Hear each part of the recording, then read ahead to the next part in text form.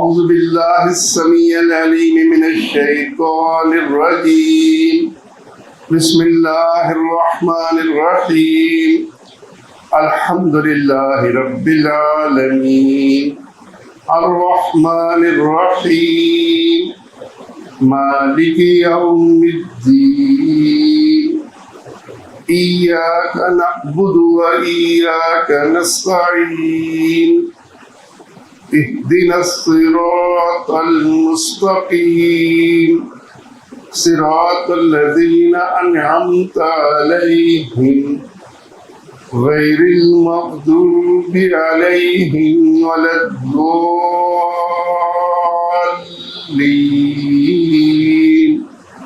آمین۔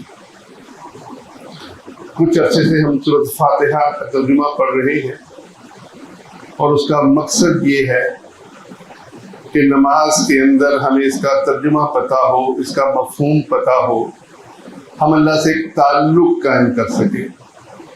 ہم نے صحیح مسلم کی یہ حدیث پڑھی کہ رسول اللہ صلی اللہ علیہ وسلم نے فرمایا کہ جب انسان الحمدللہ رب العالمین کہتا ہے تو اللہ جواب دیتا ہے، ہر نمازی کو اللہ جواب دیتا ہے کہ بندے نے میری تعریف کی۔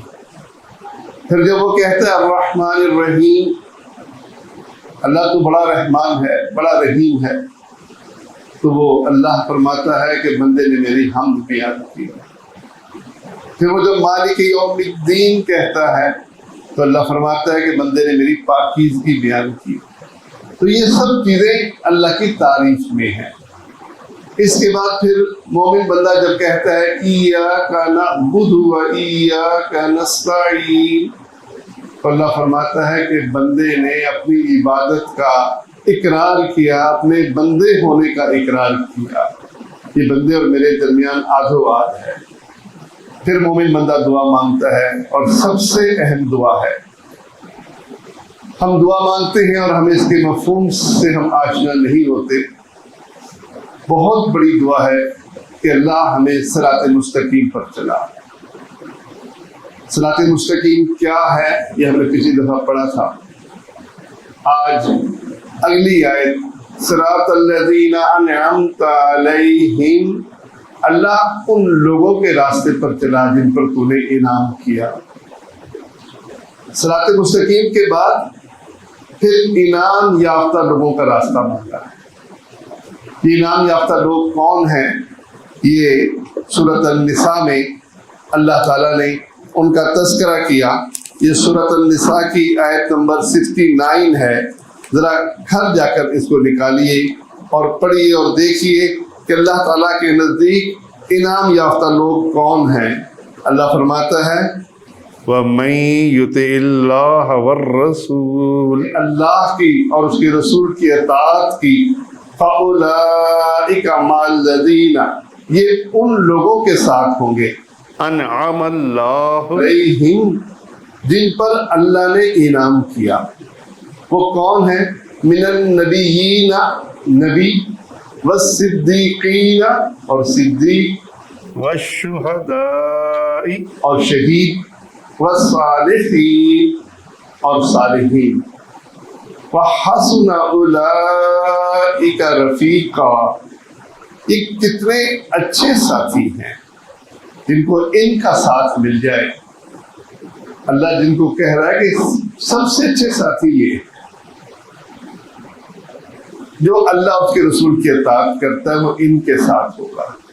اب ان میں انبیاء کو تو اللہ مقرر کرتا ہے، کوئی شخص خود نبی نہیں بن سکتا، یہ تو اللہ تعالیٰ عطا فرماتا ہے، یہ بندہ کما نہیں سکتا۔ پھر صدیق، شہید اور صالحین، یہ تینوں چیزیں محنت کے ساتھ حاصل ہو سکتی ہیں۔ صدیق کون ہوتے ہیں؟ وہ جو انبیاء کی کامل تصدیق کرتے ہیں، ان کی ہر بات وہ دل کی گہرائیوں سے مانتے ہیں، وہ صدیق ہیں۔ شہید کون ہے؟ جو اللہ کے راستے میں اپنی جان تک قربان کر دیتے ہیں۔ اور صالحین کون ہیں؟ جو نیک لوگ اللہ کے حقوق بھی ادا کرتے ہیں، بندوں کے حقوق بھی ادا کرتے ہیں، وہ صالحین ہیں۔ ان کا ساتھ نصیب ہوگا۔ ان کا راستہ کون سا ہے؟ دیکھیے، صرف صراط مستقیم نہیں مانگا، بلکہ انعام یافتہ لوگوں کا تذکرہ کر کے ان کا راستہ مانگا ہے۔ گویا انسان کو اپنی تربیت کے لیے قرآن اور سنت کے ساتھ ان لوگوں کی ضرورت بھی ہے جو اس راستے پر چلتے رہے ہیں، ان کے حالات کا علم بھی ہونا چاہیے۔ قرآن مجید آپ پڑھیے، اللہ تعالیٰ نے جہاں اللہ نے اپنی توحید بیان کی، آخرت کی فکر دلائی، ان کے ساتھ ساتھ انبیاء کا تذکرہ بھی کیا۔ ابراہیم علیہ السلام کا ذکر بھی کیا کہ کیسے اپنی قوم سے ٹکر لی، موسیٰ علیہ السلام کا تذکرہ، یوسف علیہ السلام کا تذکرہ، تاکہ لوگوں کے سامنے وہ راستہ مزید واضح ہو جائے اور انہیں پتہ چل جائے کہ یہ ان سے پہلے گزرے ہوئے لوگ اس راستے پر چلتے رہے ہیں۔ انبیاء کے راستے پر چلنا، یہ قرآن مجید کے ذریعے، دیکھیے انبیاء کی صحیح تاریخ اللہ کا قرآن بیان کرتا ہے۔ رسول اللہ صلی اللہ علیہ وسلم کے احادیث میں بھی تذکرہ ملتا ہے، لیکن زیادہ ذکر اللہ کے قرآن میں ملتا ہے۔ اللہ کے قرآن مجید کے ذریعے ہم انبیاء کے اس راستے کو دیکھیں کہ کیسے، کیونکہ ایک جیتی جاتی تصویر ہے نا، پوری قوم شرک پر ہے، والدین شرک پر ہیں، سیدنا ابراہیم علیہ السلام کھڑے ہیں، کیا کہہ رہے ہیں، کیا کچھ کر رہے ہیں، ایک عملی میدان ہے۔ آدمی اس سے بہت کچھ سیکھتا ہے۔ اور انبیاء کا تذکرہ اللہ کے قرآن میں جس تفصیل کے ساتھ جن نبیوں کا ذکر کیا، ہر نبی کا ذکر نہیں ہے، لیکن نبیوں کا تذکرہ بڑی تفصیل کے ساتھ ہے، ہم ان کو جان سکتے ہیں۔ انبیاء کے بعد صدیقین کا تذکرہ بھی موجود ہے۔ حواری، موسیٰ علیہ السلام کے، عیسیٰ علیہ السلام کے ساتھی حواری، ان کا تذکرہ بھی یہاں موجود ہے۔ اس کے ساتھ شہداء کا تذکرہ بھی موجود ہے۔ اصحاب الاخدود پڑھتے ہوئے تصور کیجیے کیسے ایک قوم اسلام قبول کرتی ہے، جابر بادشاہ کے سامنے اڑ جاتی ہے اور وہ بادشاہ انہیں خندقوں میں آگ جلا کر ایک ایک کر کے اس خندق میں ڈالتے ہیں۔ اب یہ کون ہے؟ یہ شہید۔ ان کی اس پورا، اگر آدمی اس ماحول کو دیکھے کہ کیسے ایک شخص پر، اللہ کی توحید پر وہ ایمان لائے اور کس طریقے سے اس ایمان میں وہ آزمائے گئے اور کیسے بادشاہ ان پر ظلم کرتا ہے۔ آج ہم فلسطین کے ظلم سے بہت پریشان ہیں اور پریشان ہونا بھی چاہیے، یہ ہمارے دور کا ظلم ہے، لیکن قرآن مجید میں یہ قصے موجود ہیں کہ اس سے پہلے بھی یہ ظلم ہوا، اور اللہ نے مظلوموں کو جنت کی بشارت دی اور ظالموں کو توبہ نہ کرنے کی صورت میں جہنم کی وعید سنائی۔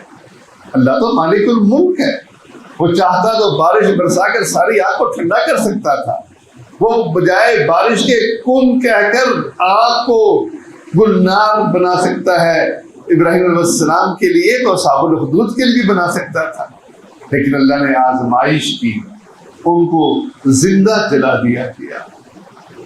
کیا خوبصورت قصہ ہے ایک عورت کا، جب اس کو آگ میں ڈالا جانے لگا، اس کے گود میں چھوٹا سا بچہ تھا، وہ اس بچے کی وجہ سے جھجکی، رکی، بچہ ابھی دودھ پیتا بچہ تھا، کہنے لگے اماں تیرے لیے جنت ہے، چھلانگ مار دے، اور چھلانگ مار دے۔ تو شہداء کا تذکرہ بھی یہاں موجود ہے، صالحین کا تذکرہ بھی موجود ہے۔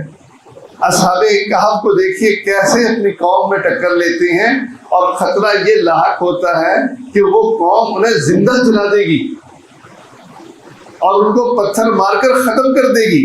وہ اپنے ایمان کو بچا کر غار میں جا چھپتے ہیں اور اللہ تعالیٰ ان کو لمبے عرصے سلا دیتا ہے۔ تو یہ صالحین کا تذکرہ بھی آپ کو یہاں ملے گا۔ ان تذکروں کے ساتھ آدمی پھر دل میں اطمینان محسوس کرتا ہے کہ مجھ سے پہلے بھی لوگ اس راستے پر چلے اور کیسے کیسی تکلیفیں برداشت کی، ان کے راستے سے بندے کو حوصلہ ملتا ہے۔ یہ رسول اللہ صلی اللہ علیہ وسلم اور ان کے صحابہ کو اللہ تعالیٰ نے یہ قصے سنائے. اصحاب کہف کا قصہ سن کر ان کے لیے ہجرت کرنا آسان ہو گیا، ورنہ مکہ چھوڑ کر مدینے جانا کوئی آسان کام تھا. رشتے داریاں وہاں، کاروبار وہاں، اٹھنا بیٹھنا جن لوگوں کے اندر. لیکن دین کی خاطر جب انہیں مدینہ جانا پڑا اور اللہ نے اصحاب کہف کا قصہ سنا کر بتا دیا کہ تم سے پہلے بھی تو لوگ ہجرت کرتے رہے ہیں. دیکھو کیسے اللہ نے غار میں ان لوگوں کو سلایا اور کیسے وہ آرام سے اپنی زندگی سوبر گزار کر اللہ کے پاس چلے گئے. تو اللہ نے حوصلہ دیا ان قصوں کے ساتھ. اور پھر یہ صالحین شہداء یہ ختم نہیں ہو گئے، اس امت میں بھی چلتے، اس امت کے اندر بھی یہ موجود رہے. اس لیے آپ صلی اللہ علیہ وسلم نے ان کے راستے کی اہمیت بتانے کے لیے آپ نے ترمذی کی صحیح روایت، علامہ البانی نے اس کو حسن کہا ہے. وہ اس روایت کے اندر رسول اللہ صلی اللہ علیہ وسلم فرماتے ہیں میری امت کے 73 گروہ ہوں گے اور سب کے سب جہنم میں جائیں گے سوائے ایک کے. پوچھا اللہ کے رسول وہ ایک کون ہوگا؟ آپ نے فرمایا جس پر میں اور میرے صحابہ. اس سے یہ بات بھی معلوم ہو گئی کہ صحابہ کا طریقہ سنت کے ساتھ ساتھ صحابہ کا طریقہ بھی قیامت تک محفوظ رہے گا، کیونکہ آپ کو معیار دے دیا کہ جس میں میں اور میرے صحابہ. یہ ترمذی کی روایت ہے. اور ابن ماجہ کی روایت میں رسول اللہ صلی اللہ علیہ وسلم فرماتے ہیں، بلکہ صحیح مسلم کی روایت اس سے پہلے زیادہ اہم ہے. آپ نے فرمایا کہ سب سے بہترین دور میرا دور ہے. میرے دور یعنی صحابہ کا دور سب سے بہترین ہے. اس کے بعد اس سے کم ہوگا، پھر اس سے کم ہوگا. 3 ادوار آپ نے تذکرہ کیا، صحابہ کا دور، تابعین کا دور، تبع تابعین کا دور. آپ نے فرمایا کہ یہ ادوار بہترین ادوار ہیں. اس کے بعد جھوٹ پھیل جائے گا. آپ نے ایک نشانی بھی بیان کی، موٹاپا ظاہر ہوگا. تو آپ نے نشانی بیان کی کہ ان 3 ادوار کے بعد جھوٹ بھی پھیلے گا، موٹاپا بھی ظاہر ہوگا. تو یہ بہترین ادوار صحابہ، تابعین اور تبع تابعین کے ادوار ہیں. صحابہ، تابعین اور تبع تابعین کے بارے میں ابن ماجہ کی روایت ہے. آپ صلی اللہ علیہ وسلم نے فرمایا کہ میرے راستے پر چلو، میرے صحابہ کے راستے پر چلو، پھر تابعین کے راستے پر چلو، پھر تبع تابعین کے راستے پر چلو.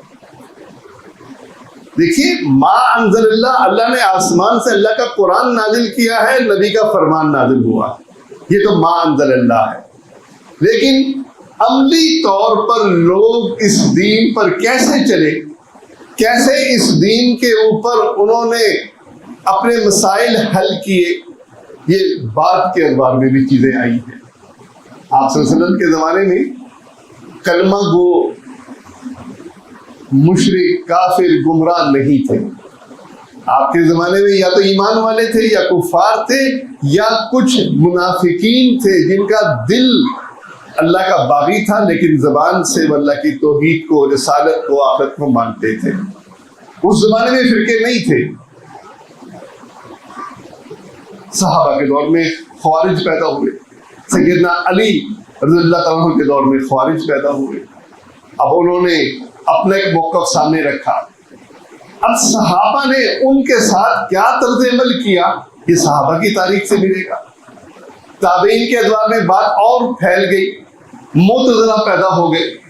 خلق قرآن کے قائل کے بڑے مریض مخلوق ہے. احمد بن حنبل کے دور میں فتنہ اٹھا، تابعین کے دور میں، تبع تابعین کے ادوار میں. تو یہ مختلف دور میں ہمارے سلف نے کیا کیا، کون سا طریقہ اختیار کیا. کیونکہ خوارج کے ساتھ جو سلوک کیا وہ ان سے لڑائی تھی، انہیں قتل کیا، لیکن ان کو مسلمان سمجھا. سیدنا علی نے صاف کہہ دیا کہ یہ مسلمان ہے.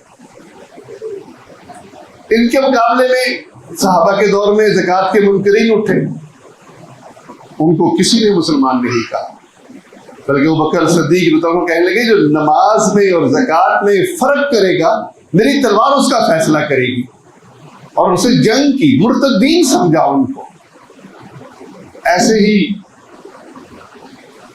صحابہ کے دور میں، حضرت ابوبکر صدیق رضی اللہ عنہ کے دور میں نبوت کے جھوٹے دعوے دار پیدا ہوئے، مسلمہ کذاب پیدا ہوا۔ دیکھیے کیا سلوک کیا، کیسے قربانیاں دی صحابہ کرام نے، اور قربان ہو کر بتا دیا کہ ان کا اسلام میں کوئی حصہ نہیں ہے۔ خوارج کے ساتھ نرمی کی، اور نبوت کے جھوٹے دعوے دار جو کلمہ پڑھتے تھے ان کے ساتھ سختی کی۔ ایسے ہی زکوٰۃ کے منکرین کے خلاف سختی کی۔ تو گویا صحابہ کی زندگی میں، تابعین کے زندگی میں، تبع تابعین کے زندگی میں ان تین ادوار کی اللہ کے نبی صلی اللہ علیہ وسلم نے بھی تعریف کی ہے۔ ان ادوار میں انہوں نے اپنے ساتھ، اپنے مخالفین کے ساتھ کیا سلوک کیا۔ آپس کا اختلاف بھی ہوا، مسائل کا اختلاف بھی ہوا۔ آپس میں کتنی عجیب بات لگتی ہے کہ سارے صحابہ رکوع کرتے ہوئے گھٹنے پر ہاتھ رکھتے تھے، اور ایک صحابی دونوں گھٹنوں کے درمیان اپنے ہاتھ کو رکھ کر تسبیح کیا کرتے تھے، اور صحابی کیا کہنے لگے؟ ہمارا بھائی بھول گیا۔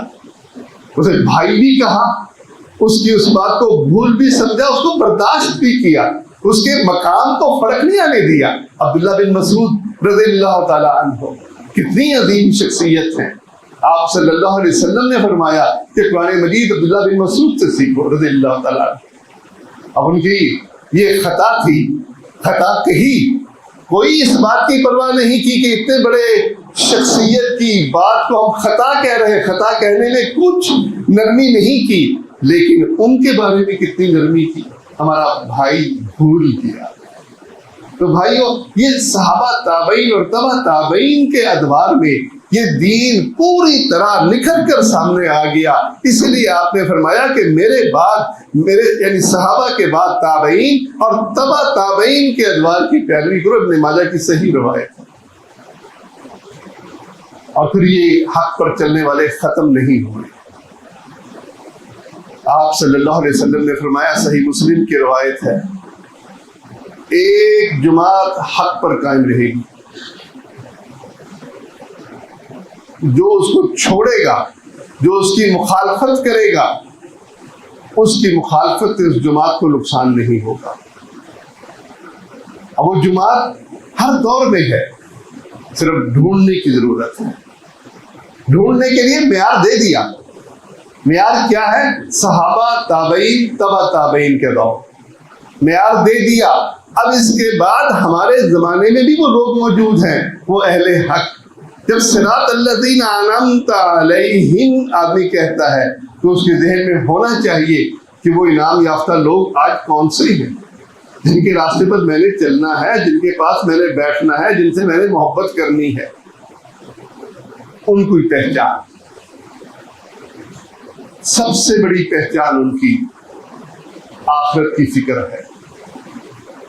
وہ آپ کے بجلی کے بل سے پریشان نہیں ہوتے، آپ کے سوئی گیس کے بل وہ ادا کرنے کی طرف آپ کو ترغیب پریشان نہیں کرتے۔ ان کا یہ ٹاپک نہیں ہے۔ ٹھیک ہے، مسئلے ہیں، داد کرتے ہیں دوسروں کی بھی، اصل توجہ ان کی یہ ہے کہ تمہاری آخرت ٹھیک ہو جائے۔ تم جب قبر میں جاؤ تو قبر میں جاتے ہی تم یہ کہہ سکو میرا رب اللہ ہے، میرا دین اسلام ہے، میرا نبی محمد صلی اللہ علیہ وسلم۔ جس شخص کے اندر، جس جماعت کے اندر آخرت کی یہ فکر ہو اور لوگوں کو اندر یہ فکر پیدا کر رہا ہو کہ دیکھو آخرت، اس میں کامیابی اصل کامیابی ہے، جو اس میں ناکام ہو گیا وہ ہمیشہ کے لیے ناکام ہو گیا، وہاں جا کر تو دنیا لگے گی کہ یہ تو ہم ایک دن یا دن کا ایک حصہ گزارا۔ اب وہ ایک دن اور دن کا ایک حصے کے لیے اتنی پریشانی ہو کہ ہم اس قبر کے عذاب کو بھول جائیں، آخرت کے عذاب کو بھول جائیں، اس کی تیاری کو بھول جائیں۔ صبح اور شام ہم بچوں کے مستقبل کے لیے، بچوں کی تعلیم کے لیے ہم اسی کے لیے پریشان ہوتے رہیں، اہل ایمان کا یہ طریقہ نہیں ہے۔ تو صالحین آج بھی موجود ہیں، ان کو پہچاننا سب سے زیادہ ضروری ہے۔ دیکھیے ان 3 ادوار میں جو چیز سب سے بڑی اہم بات ہے وہ یہ، ان کے اندر قبر پرستی نہیں آئی، ان کے اندر شرک اکبر نہیں آیا، ان میں سے کسی نے رسول اللہ صلی اللہ علیہ وسلم کو اللہ کے نور کا ٹکڑا نہیں کہا، نور من نور اللہ کہیں سے آوازہ نہیں آیا۔ ان کے دور کی کتابیں موجود ہیں، یہ صحیح بخاری اور صحیح مسلم میں، موطا امام مالک میں صحابہ کی باتیں موجود ہیں، تابعین کی باتیں موجود ہیں، تبع تابعین کی باتیں موجود ہیں۔ ان کتابوں کے اندر ان کی اپنی لکھی ہوئی کتابیں، امام شافعی کی لکھی ہوئی کتاب موجود ہے، امام احمد بن حنبل کی لکھی ہوئی کتاب موجود ہے۔ آپ اس زمانے میں دیکھیے کوئی شخص اللہ کے نبی صلی اللہ علیہ وسلم کو اللہ کے نور کا ٹکڑا نہیں کہتا تھا، کوئی شخص یا علی مدد کے نعرے نہیں لگاتا تھا، یا رسول اللہ مدد کہنے والا اس زمانے میں کوئی بھی نہیں تھا۔ ان سب نے اس کو شرک اور کفر جانا، اور اس چیز سے وہ جماعت حقہ پاک رہی کہ وہ موجود ہی نہیں تھے۔ قبر پرستی، شرک پرستی یہ 700-800 سال کے بعد فاطمی دور میں کہیں جا کر شروع ہوئی۔ تو یہ اس دور کو اگر آپ سٹینڈرڈ سمجھیں گے تو پہلی بات ان کے اندر آخرت کی فکر تھی، دوسری بات ان کے اندر شرک اکبر اور کفر اکبر نہیں تھا، اور تیسری بات جو آج معاشرے میں بڑی عام ہے کہ جو بھی کہتے ہیں نا صراط الذین انعمت علیہم، کہتے ہیں پھر ٹھیک ہے کوئی پیر پکڑ لے، پیروں کے ذریعے پھر اللہ کا قرب حاصل کرے، کیونکہ انعام یافتہ لوگ ہیں یہ۔ دیکھیے ان کے اندر ان 3 ادوار کے اندر شریعت اور طریقت کی تقسیم نہیں تھی، یہ تقسیم نہیں تھی کہ اللہ کے نبی صلی اللہ علیہ وسلم نے جو ہمیں دین دیا وہ شریعت ہے، وہ عام لوگوں کے لیے ہے، اور خاص لوگوں کے لیے طریقت کا راستہ ہے۔ وہ طریقت کے راستے پر چلے، دل پر ضربے لگائیں، اللہ سے تعلق قائم کریں، اپنے روح کو نکالیں، آسمان پر لے جائیں، لوح محفوظ کو دیکھیں، یہ طریقہ ان کے اندر موجود نہیں تھا۔ یہ سب طریقے ابن عربی کے بعد شروع ہوئے۔ وہ 3 ادوار میں یہ تقسیم نہیں تھی، سب کے سب اس بات پر متفق تھے کہ محمد رسول اللہ صلی اللہ علیہ وسلم ہمارے ہادی ہیں، ہمارے راہبر ہیں، ان کے راستے میں کامیابی ہے، ان کے راستے پر چل کر ہم جنت لے سکتے ہیں، اور ان کے علاوہ کوئی اور راستہ ایسا نہیں ہے جو جنت کا راستہ ہو، سب راستے جہنم کے راستے ہیں۔ اور یہ سیکولرزم یہ تو آج کل کی پیداوار ہے، وہ تو سارے ہی ٹھیک ہے، کوئی عیسیٰ علیہ السلام کو اللہ کا بیٹا کہے، کرسمس ڈے منائے، کوئی کسی بت کو پوجے، یہ سب ٹھیک ہے، سب آخرکار جنت میں چلے جائیں گے۔ یہ سیکولرزم تو آج کل کی پیداوار ہے۔ ان ادوار کو جو شخص سٹینڈرڈ سمجھے گا اور ان ادوار کو جو دیکھے گا وہ یقیناً حق کو پالے گا جب وہ سٹینڈرڈ اپنے سامنے رکھے گا۔ جن مسائل میں نرمی کی ان مسائل میں آج بھی نرمی کرنی ہے۔ آخر امام ابو حنیفہ رحمۃ اللہ علیہ اور امام شافعی کا اختلاف ہوا، امام شافعی اور احمد بن حنبل کا اختلاف ہوا۔ ان اختلافات کی بجائے وہ ایک کے باوجود وہ ایک جماعت تھے، وہ تفرقے میں نہیں پڑے، جھگڑے بھی ہوئے ہیں، سیدنا علی اور سیدنا معاویہ رضی اللہ عنہ کی لڑائیاں بھی ہوئی ہیں، لیکن قرآن کیا کہتا ہے وَإِن طَائِفَتَانِ مِنَ الْمُؤْمِنِينَ اقْتَتَلُوا، اگر مومنوں کے 2 گروہ آپس میں لڑ پڑے، گویا مومن لڑ بھی سکتی ہیں، جب وہ لڑنے کے باوجود ایک جماعت تھے۔ کیسے ایک جماعت تھے؟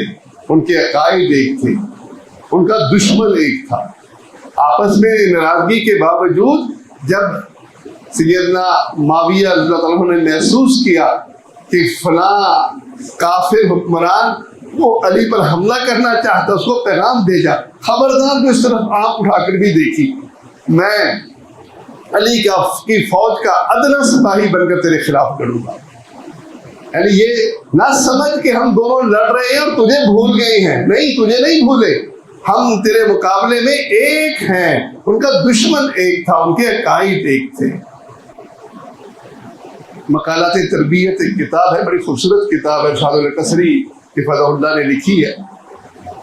انہوں نے لکھا اس میں کہ کسی نے سیدنا علی کے بارے میں کہہ دیا، سیدنا عمار رضی اللہ عنہ کے سامنے جو شہید بھی ہوئے اس جنگ میں، کہ اہل شام نے کفر کیا۔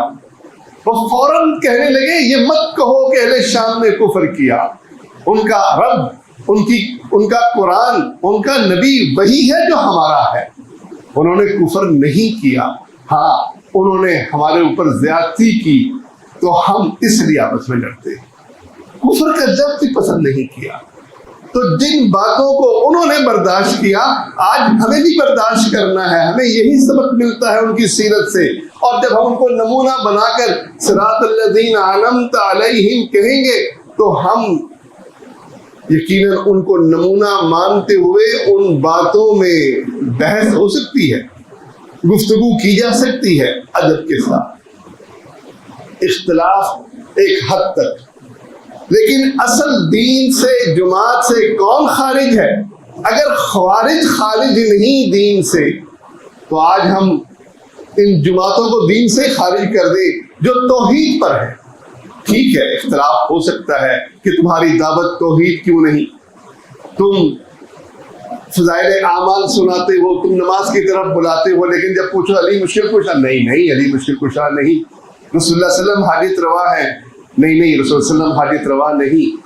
وہ تسلیم کرے، جو شخص اسلام کو تسلیم کرتا ہے، اسلام کے ارکان کو تسلیم کرتا ہے، وہ اسلام کے دائرے کے اندر ہے۔ دیکھیے دائرے سے باہر انسان کب نکلتا ہے؟ جب شرک اکبر کرے گا، کفر اکبر کرے گا، نفاق اکبر سے بھی خارج ہوتا ہے، لیکن وہ دل کا معاملہ ہے۔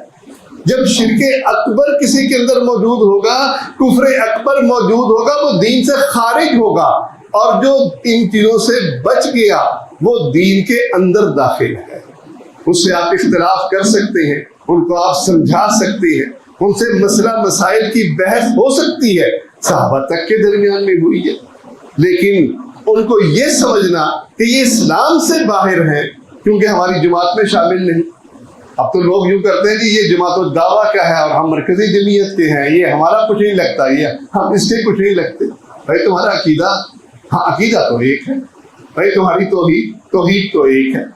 بھائی توحید جب ایک ہے تو تم ایک جماعت کے فرد ہو، اس اختلاف کے باوجود۔ یہ جماعتیں یہ جمہوریت کی پیداوار ہیں، ورنہ جب تک خلافت تھی کوئی جماعت نہیں بنی، جب تک بادشاہت تھی چاہے بنو امیہ کی ہو یا بنو عباس کی ہو، کوئی جماعت کا تصور ہی نہیں۔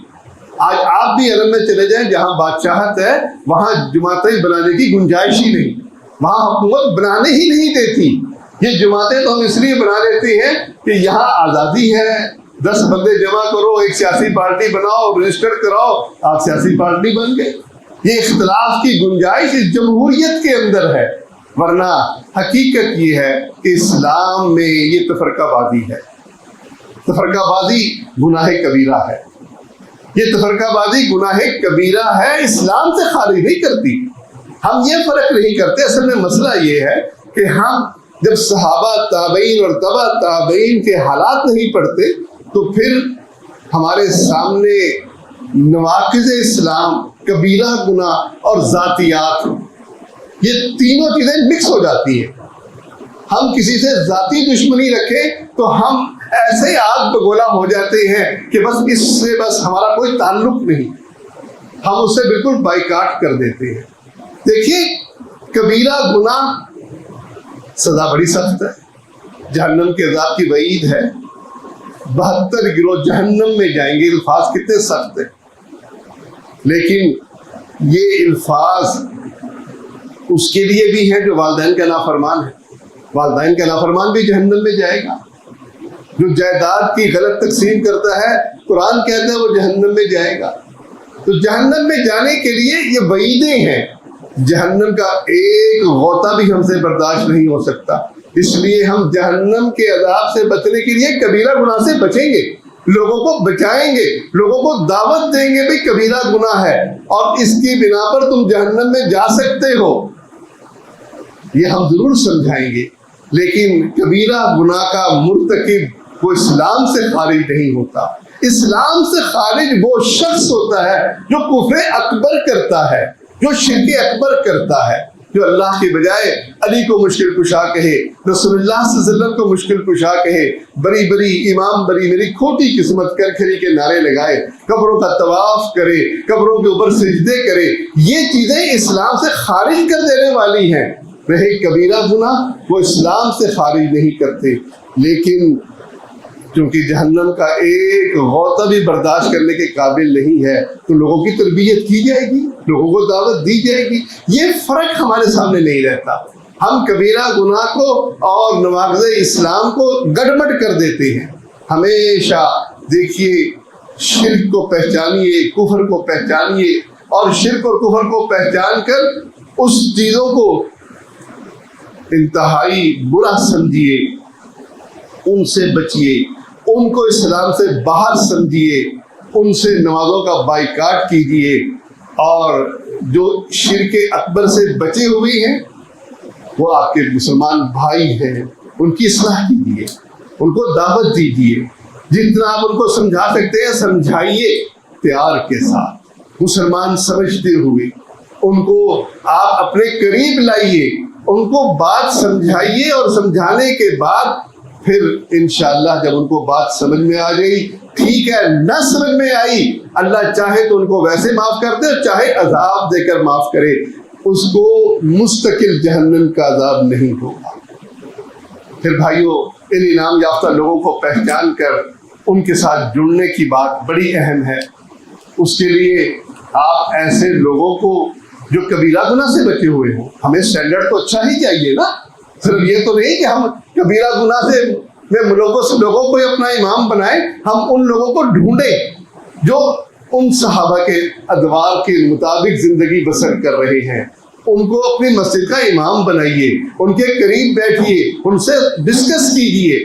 آپ اپنا ہیرو عمران خان اور نواز خان کو بجائے آپ اس کو بنائیے جو آپ کو آخرت کی فکر دلائے. اس کو اپنی مسجد میں رکھیے، اس سے دین سیکھیے، اس سے تعلق جوڑیے، آپس میں بھی ایمان والوں کے ساتھ تعلق جوڑیے.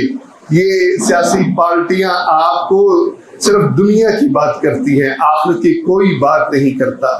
آخرت کی فکر کیجیے، آخرت کے لیے آپس میں جڑیے، آپس میں تعلق کو مضبوط کیجیے، تاکہ کل جب اللہ سے ملاقات ہو وہ ہماری خطاؤں کو معاف کر دے اور ہمیں جنت الفردوس میں داخل کرے. آمین یا رب العالمین.